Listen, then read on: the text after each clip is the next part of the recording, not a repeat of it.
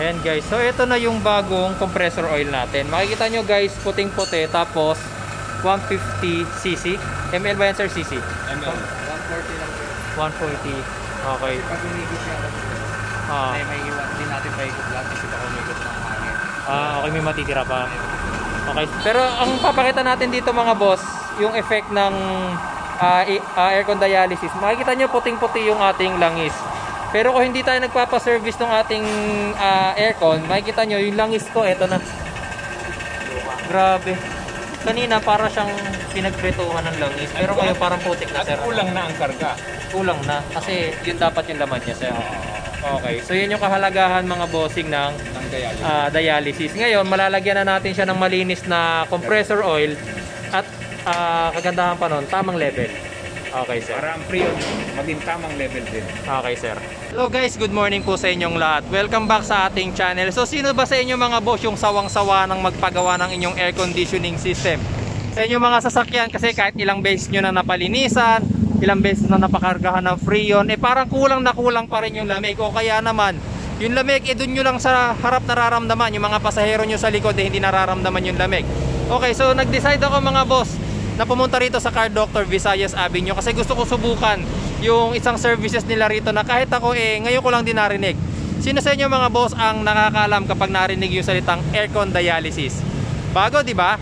So dito sa Car Doctor Visayas mga boss, ino-offer nila yung ganyung services and ako mismo gusto kong malaman kung ano ginagawa, ano ba yung difference ng aircon dialysis kumpara dun sa ordinary cleaning, sa pagkakarga ng freon. Sabay-sabay natin nga alamin yan mga boss. Pasok tayo. Yan guys, so pakilala ko sa inyo si Sir Raymond. Hi sir, kayo po yung CEO sir. Oh yes. Car Doctor. Ako si Raymond. Yes. Raymond sir. Follower ko pala si sir dun sa ating Facebook page at sa ating YouTube channel. May nasabi si sir kanina nung lumapit siya sa akin sir about sa discount. Okay sir. Anyway, sa mga followers ng Jeep Doctor, welcome. Welcome to Car Doctor, no? Tungkol sa aircon dialysis. So, ito yung isang bagong teknolohiya na gusto naming i-introduce sa inyo. So sa lahat ng mag-avail ng service at follower ni Jeep Doctor, bibigyan ko kayo ng 500 pesos na discount. Okay sir. And at the same time, gusto ko ring sabihin sa inyo na to promote the automation industry, may free check-up tayo and free VIP card sa mga followers ni Jeep Doctor. Okay sir. So, welcome to Car Doctor. So nandito si Sir Titoy ng Optical sir, no? Okay. Siya yung aircon partner po nitong Car Doctor. Okay, so Sir Titoy ang magpapaliwanag sa atin kasi hindi ko rin alam kung paano gumagana yung inyong aircon dialysis. Kasi bago maraming sa atin ang hindi nakakalam ng aircon dialysis mga boss. So ipapaliwanag niya sa atin kung anong kaibahan niya sa ordinary aircon services. Kasi o aircon cleaning. pag problema natin kasi sir, aircon, ang laging ginagawa, cleaning, karga freon, doon na lang umiikot So, usually sir, yung mga problem natin, kakapagawa lang, after ilang days, wala na naman lamig. O kaya, hilaw yung lamig. So, gusto natin mga boss, sa aircon dialysis, malaman natin kung ano talaga yung cause, bakit ayaw lumamig. Yun daw yung pinaka, nung aircon dialysis sir, di ba? Okay. Mamaya, makikita nyo yung buong proseso. Ipapaliwanag sa atin ni Sir Titoy para mas maintindihan natin on a very basic way sir kasi wag masyadong technical, baka hindi maintindihan ng lahat natin. Napakasimple lang yan Red. Para maibalik ang lamig. Di ba sir? Para mas maintindihan nyo, babalik yung lamig ng ating aircon. Sawa na kasi kayo magpagawa, di ba? Ito na yon.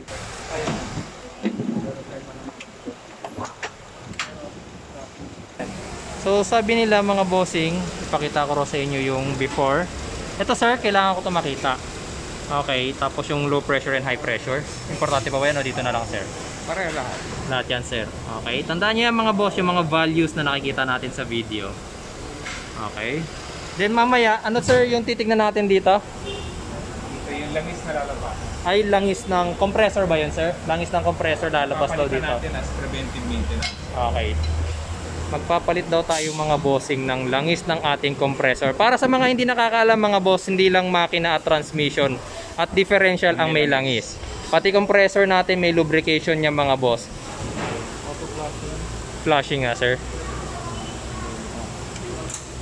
Yan.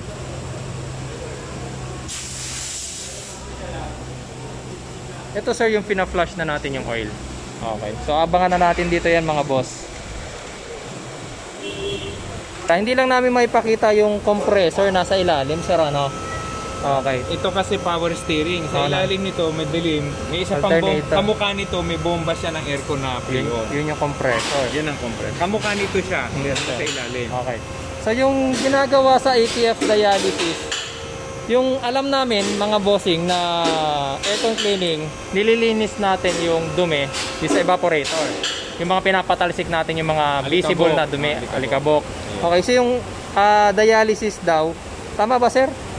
Yung mga dumi, may mga Ang dumi. trabaho ng dialysis, palabasin yung mga laman ng tubo na halong prion at saka langis Okay sir. na maaring madalas matagal nang nakalimutan. Sunog na siya sa init, kundi man may halo na ring dumi na nagpapabara sa tubo.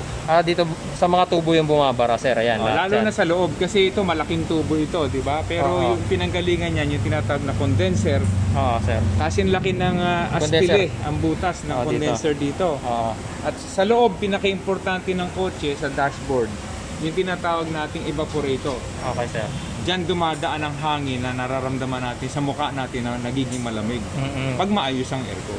So ang Okay. trabaho ng dialysis, pasiguruhin lang ng ikot ng prion Maayos. nasa normal para lumamig ang buga ng hangin. Para masiguradong walang bara lahat ng dinadaanan niya sir, ano? Ayan, parang ihi. Oo, itong langis na ito, Ano ba dapat kulay niya sir? pagbago yun, walang kulay yan, para mantika.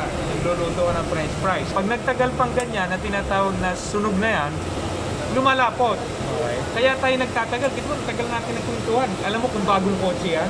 Ilang minutes lang ba? 2 minuto lang lalabas na langis. Oh, sir, parang nakakano na tayo. 10 minutes na ata tayo. Ito, nahihirapan kasi yung prion umiikot ay sumama ng langis. Pero pasalamat sa ating teknolohiyang computerized, kinokontrol niya ng computer yung pag-ikot ng prion para unti-unti niyan damputin yung langis. Hanggang mamaya, aakyat na yan dito kung saan man. Tapos, dito na rin natin malalaman, sir, kung nasa tamang level yung... Tama. Okay. So, mas naintindihan ko na kung ano yung importance ng aircon dialysis. Ngayon ko lang nakita na ganito na lang kakonti yung langis ko. Alam ko kasi, mga bossing, every time na magpapaservice ako ng air conditioning ko, lagi ko sinasabi doon sa tagagawa, pakisilip yung compressor kung may langis pa. Ang unang tanong ko lagi dyan, paano nila lalalaman na tamang level? Kasi ang compressor siya walang dipstick. Walang dipstick yan mga boss. Pag may dipstick yan, magtataka na kayo. Sabihin natin kung bakit. Sisingaw. Tama. Sisingaw. Kasi nga, di ba, high pressure eh. So, kung may dipstick ang mga compressor, mga bossing, Lalabas na wala lahat na. ng prion at lalabas langis. sa frio. Lalong hindi lalamig. Kaya, ang basis lang talaga natin para malaman yung laman. Ganito, sir. Palabasin mo yung natira para kung ano yung lumabas, zero na, back to zero tayo. Okay, tapos malinis. Kakargahan natin dito sa kabilang bote. Yung tama sukat. Ayan guys, so ito na yung bagong compressor oil natin. Makikita nyo guys, puting-puti, tapos 150cc. ML ba yan sir, cc? ML. 140 lang. 140. Okay. Pag umigos siya, may iwan din natin paikot lahat kasi baka umigos ng hangin. Okay, may matitira pa. Okay. Pero ang papakita natin dito mga boss, yung effect ng aircon dialysis. Makikita nyo puting-puti yung ating langis. Pero kung hindi tayo nagpapaservice ng ating aircon, makikita nyo yung langis ko, eto na.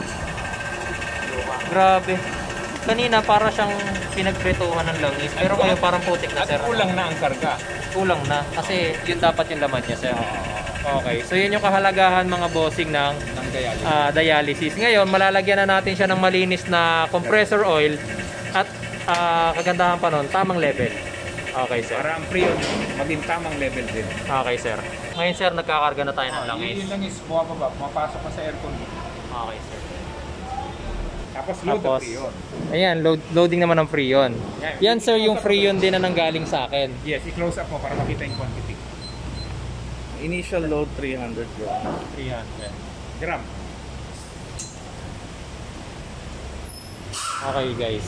So, ito yung sinasabi namin kanina na wala akong masasayang na Freon kasi ni-recover muna nila tapos ngayon binabalik na nila dun sa system namin, sa air conditioning system natin.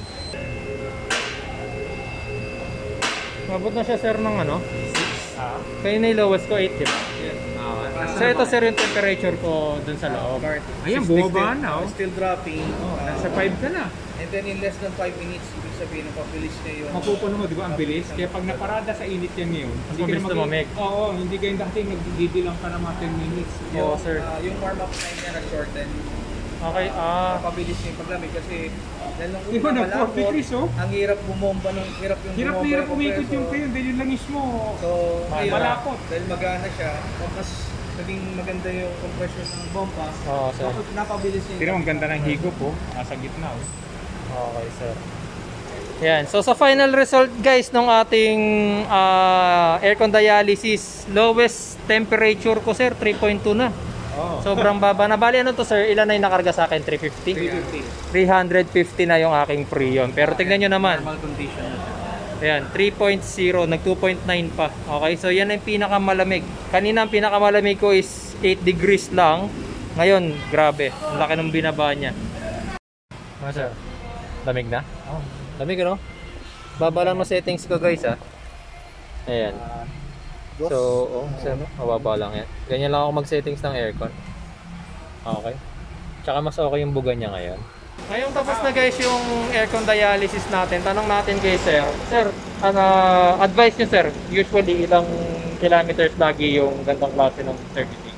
Sa aircon, kung ang dahilan ni maintenance lang, tinatawag na PMS, magandang gawin yan. Pag tumakbo ng mga 30,000 kilometer ang kotse mo, mga 2 to 3 years. 2 to 3 years. Bantayan niya lang yung kilometro. 30 kilometers, sir. 30,000. Okay, 30,000 kilometers. Tapos aircon dialysis na ulit kayo. Parang change oil lang ng makina natin. So, syempre, hindi naman pwedeng pinakita ko lang sa inyo yung buong procedure ng aircon dialysis nang hindi nyo nalalaman kung magkano yung presyo. So, tatanungin natin si Sir Raymond. Sir Raymond, para sa katulad nung sasakyan ko, Honda CR-V, magkano yung aircon dialysis na servicing na gano'n? Yung service na yun ay 5,400. 5,400. However, kung follower kayo ni Jeep Doctor, mag-less kami ng 500. Okay, so 4,900. 4,900 na lang. Okay, guys. So, yung procedure na yun, mga boss, tulad ng payo ni Sir Titoy kanina, every 30,000 kilometers, mga 2 to 3 years. Okay, di ba sulit na sa 4,900, sir? Nalinis yung entire system ng air conditioning system natin. Tapos, ang kagandahan pa, nasigurado natin na nasa tamang level yung langis ng ating compressor. So, magkano compressor, mga boss? Ingatan nyo yan. Okay? So, maraming salamat sa inyong panonood, mga boss. Alam nyo na kung saan kayo pupunta. Dito lang sa Car Doctor. Visayas Avenue ito. Meron pa sir kayong Sa Mindanao Avenue. Mindanao Avenue. Sa mga gusto pumunta rito, mga boss, search nyo lang True Ways Car Doctor, Visayas Avenue. Nasa-search po sila. Salamat sa inyong panonood, mga boss. Kita-kita tayo next video. Jeep Doctor. Salamat po.